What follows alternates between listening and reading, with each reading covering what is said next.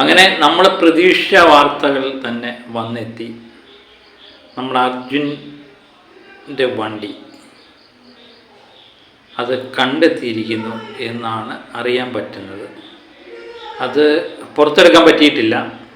ഇന്ന് വൈകുന്നേരമാണ് അത് കണ്ടെത്തിയതായിട്ട് പറയുന്നുണ്ട്. അത് തലകീഴായിട്ടാണ് കിടക്കുന്നത് എന്ന് പറയുന്നു. അപ്പം നല്ല മണ്ണിടിച്ചിലുണ്ടായപ്പോൾ നല്ല സമ്മർദ്ദപരമായിട്ട് അത് തലകീഴായി മറിഞ്ഞതാകാനാണ് സാധ്യത കൂടുതൽ. കരയിലും വെള്ളത്തിനും ഇടയ്ക്കുള്ള മൺകൂന കിടക്കുന്നതിൻ്റെ ഇടയ്ക്കുള്ള ഭാഗത്താണ് ഇത് കണ്ടെത്തിയതായിട്ടും പറയുന്നുണ്ട്. അപ്പം ഇത് തലകീഴായിട്ടാണ് കിടക്കുന്നതെന്ന് അവിടുത്തെ SP തന്നെ അത് സ്ഥിരീകരിച്ചിട്ടുണ്ട്. അത് അർജുൻ്റെ വണ്ടി തന്നെയാണെന്ന് സ്ഥിരീകരിച്ചിട്ടുണ്ട്. അപ്പോൾ ഇന്ന് തിരച്ചിൽ വീണ്ടും നടത്താൻ പറ്റിയില്ല. അത്രയ്ക്ക് കുത്തൊഴുക്കായിരുന്നു നദിയിൽ. അതുകൊണ്ട് സേനാംഗങ്ങളും തിരച്ചിൽ പ്രവർത്തകരും എല്ലാം വളരെ നേരത്തെ തന്നെ നിർത്തേണ്ടി വന്നു എന്നുള്ളതാണ്. രാത്രി വൈകിയാണെങ്കിലും ഈ രക്ഷാപ്രവർത്തനം നടക്കുമെന്നായിരുന്നു നമുക്കറിയാൻ പറ്റിയത്. പക്ഷേ ഒന്നും നടന്നില്ല. കാരണം കാലാവസ്ഥ അതേപോലെയാണ്. നമ്മൾ ആദ്യമേക്ക് ഈ രക്ഷാപ്രവർത്തനം വൈകുന്നതിനെപ്പറ്റി നമ്മൾ കലുഷിതമായി ചർച്ച ചെയ്ത സമയമാണ്. TV ചാനലുകളും നമ്മളായാലും പറഞ്ഞു അത് നമ്മുടെ ഗവൺമെൻറ്, അവിടുത്തെ സർക്കാരിൻ്റെ അല്ലെങ്കിൽ അവിടുത്തെ ഉദ്യോഗസ്ഥന്മാരുടെ പിടിപ്പുകേടാണെന്നൊക്കെ നമ്മൾ നിരന്തരം ചർച്ച ചെയ്തു. പക്ഷേ നമ്മളൊക്കെ അവിടെ പോയും TV-ക്കാരും ഒക്കെ പോയപ്പോഴും അവരും പറയുന്നത് അവിടെ ഇനി ഒന്നും ചെയ്യാൻ പറ്റില്ല. നേരത്തെ തന്നെ ഞാൻ ഓർക്കുന്നുണ്ട്, ഇത് രക്ഷാപ്രവർത്തനം തുടങ്ങി 2 ദിവസമൊക്കെ കഴിഞ്ഞപ്പോഴത്തേന് രക്ഷാപ്രവർത്തനം നിർത്തിവെച്ചു എന്നൊക്കെ പറയുമ്പോൾ ഇവിടെ എന്തിന് രക്ഷാപ്രവർത്തനം നിർത്തിവെച്ചു, മഴയാണെങ്കിൽ അത് കഴിഞ്ഞ് നടത്തരുതോ എന്നൊക്കെ ചാനലുകളെല്ലാം ഇപ്പം ലൈവായിട്ട് അവരിടുമ്പോൾ അവർ പറയുന്നുണ്ട് അവിടെ ഒന്നും ചെയ്യാൻ പറ്റില്ല, അത്രയ്ക്ക് കുത്തൊഴുക്കാണ്, അവിടെ ഒന്നും ചെയ്യാൻ പറ്റില്ല എന്ന് പറയുമ്പോൾ. അതുപോലെ തന്നെ വേറൊരു സംഭവമുണ്ട്. നമ്മൾ തന്നെയാണ് പറഞ്ഞത് കരയിലായിരിക്കും അർജുനെന്ന് 100% വിശ്വസിക്കുക. അതിനുള്ള ഒരു കാരണമായിട്ട് പറഞ്ഞിരുന്നത് ഫോൺ ബെല്ലടിച്ചു എന്നുള്ളതാണ്.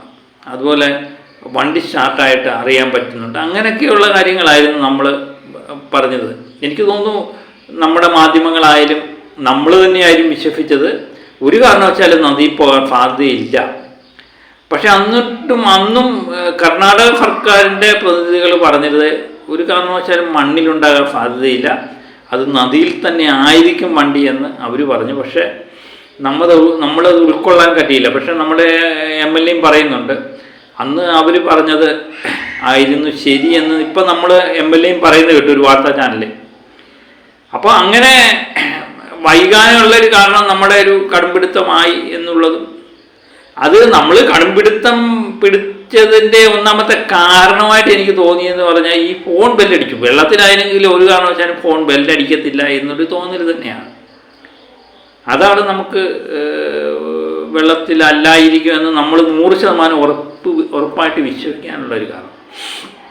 ഏതായാലും നമ്മളെ അർജുൻ്റെ വണ്ടി കണ്ടെത്തി എന്ന് സ്ഥിരീകരിച്ചിട്ടുണ്ട്.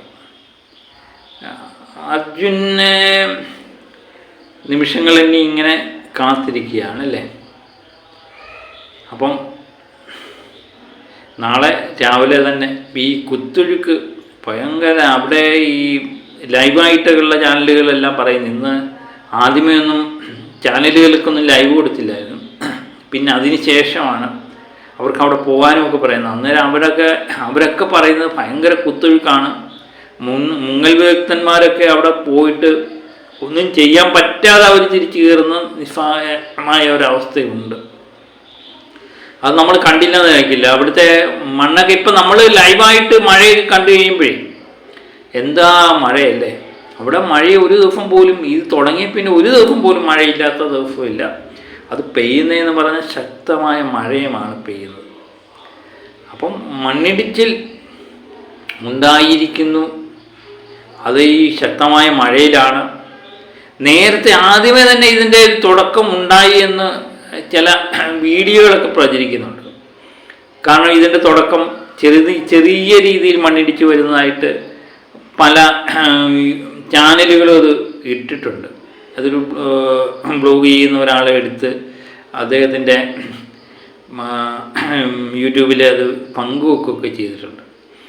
അപ്പോൾ അതിന് ശേഷമാണ് വൻ രീതിയിൽ മണ്ണിടിച്ചിലുണ്ടായത്. അത് നിസാര സംഭവമല്ല. നമ്മൾ ഇത് ആദ്യമേയൊക്കെ നമ്മൾ കരുതിയത് പോലെ അല്ല ഇത് ശക്തമായ മണ്ണിടിച്ചിൽ, ഏക്കർ കണക്കിന് പുരയിടങ്ങൾ. ഞാൻ പറഞ്ഞില്ലേ, ഇന്നലെ തന്നെ ഞാൻ പറഞ്ഞിരുന്നു, അതിൻ്റെ ഞാൻ വീഡിയോ ഇട്ടിട്ടുണ്ടായിരുന്നു.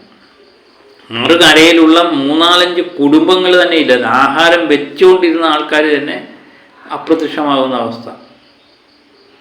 ഇനിയും 1-2 പേരെ വീണ്ടും അർജുൻ്റെ കാര്യത്തെപ്പറ്റി ഞാൻ പറഞ്ഞില്ല, നമ്മൾ മലയാളികൾ പൊതുവേ എന്ന് പറഞ്ഞാൽ അർജുൻ്റെ കാര്യമാണ് നമ്മൾ.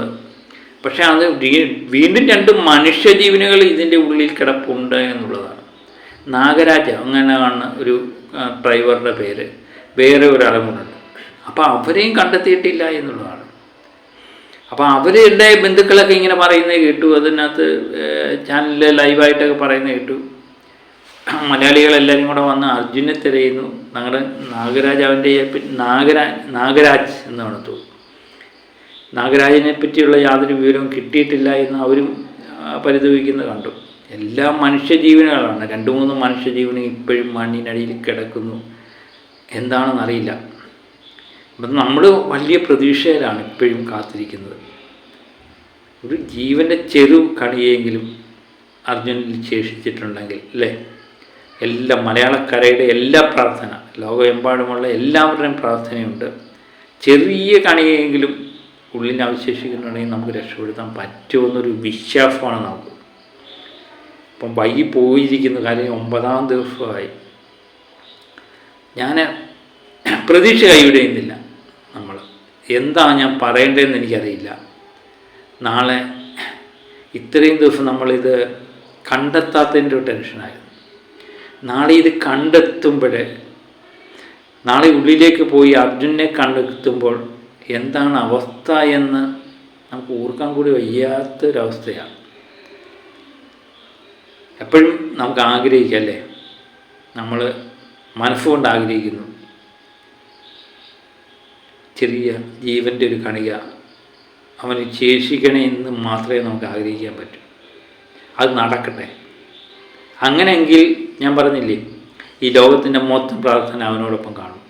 അവൻ ജീവിതത്തിലേക്ക് തിരിച്ചു വരും എന്ന് മാത്രം നമുക്ക് ആശയം. നമ്മൾ ശുഭമായിട്ട് അവസാനിക്കട്ടെ എന്ന് മാത്രം ചിന്തിക്കുക.